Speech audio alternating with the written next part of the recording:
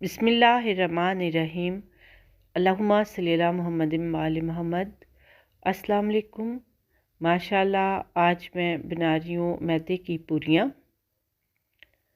बहुत मज़ेदार, बहुत यूनिक बनेंगी इंशाल्लाह और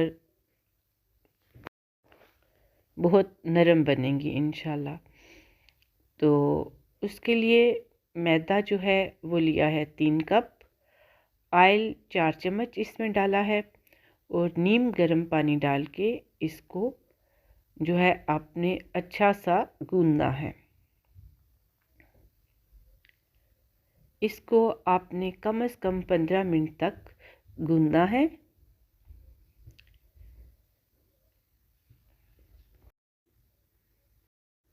पूरियाँ जो हैं नरम बनाने के लिए आटे को ज़्यादा सा गूंदना बहुत ज़रूरी है।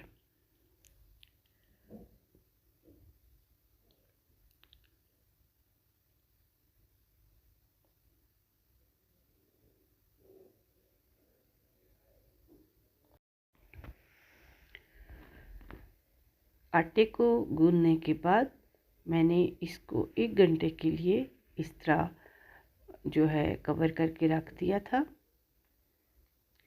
आपने इस आटे को जिस तरह रोटी के लिए हम आटा गूंदते हैं उससे थोड़ा सख्त रखना है। तो ये आप देख सकते हैं माशाल्लाह कितना अच्छा हो गया है, कितना नरम है और इसमें लचक कितनी ज़्यादा है। मैंने इसको निकाल के भी अच्छी तरह से सेट किया है और अब मैं इसके जो है पीस बना लूँगी, पेड़े करूँगी छोटे छोटे। आप अपने हिसाब से छोटे या बड़े पेड़े बना सकते हैं। माशाल्लाह इसी तरह मैं सारे पेड़े बना लूँगी।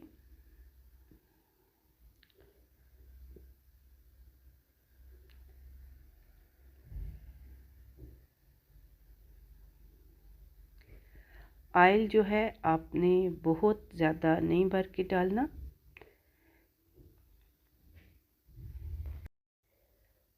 आग जो है वो लो रखें और चम्मच इस तरह लेना है आपने।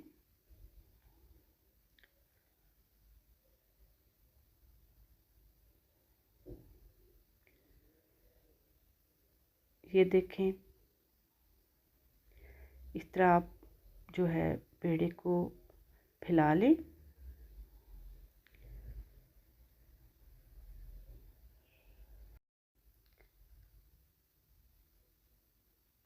साथ में ड्राई मैदा लगाएं।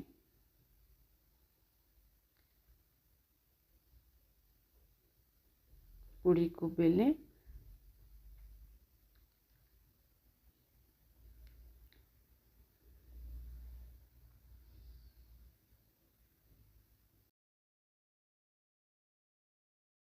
आपको ये रेसिपी इंशाल्लाह बहुत पसंद आएगी। अगर आपको ये रेसिपी पसंद आए तो मेरे चैनल को लाइक कीजिए, कमेंट कीजिए और सब्सक्राइब कीजिए।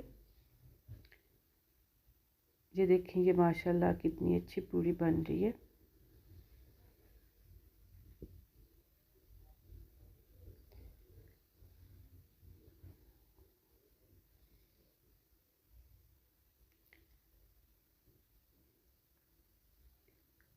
आप इस रेसिपी को रमज़ान में सहरी में बनाएं, ईद पर बनाएं।